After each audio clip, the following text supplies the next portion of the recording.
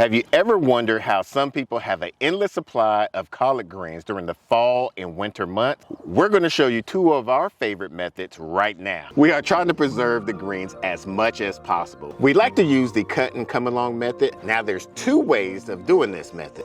The first way is taking a sharp knife or some scissors and cutting right above the crown.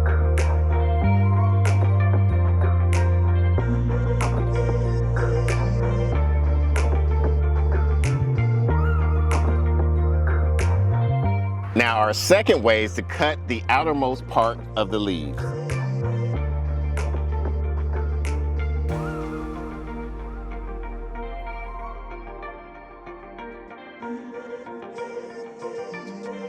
What you want to do is leave about 2 to 3 stems. Now at the end of the season, you could cut off the leaves and allow the stem to stay in the ground. What that does is allow the carbon to go back into the soil, feeding the microorganisms. Now that you have your endless harvest of collard greens, let us know how you preserve your collard greens in the comments below. We're going to show you how we preserve ours.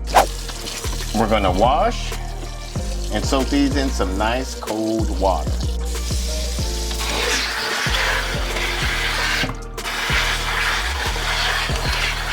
We're going to take the stems out, and you could discard these or feed them to your chickens or put them in the compost. Hi babies. You want some? Want some? Can you come get it?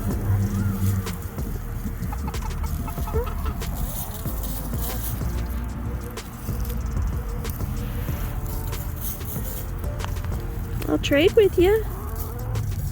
You can have that, and I'll have some eggs. You want some? You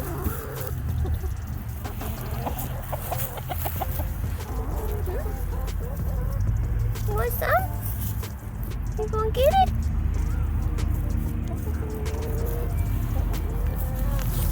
You just scared? There you go. There you go, babies. You guys snack. Or you can use these as a celery substitute. Now, if you're not going to use these right away, you could blanch and freeze these, and they'll be able to store for about 10 to 12 months. Or you could pressure can these. Here's another way you can preserve the collard greens. Wrap it up in a paper towel, and then put it in a Ziploc bag and store it in the refrigerator.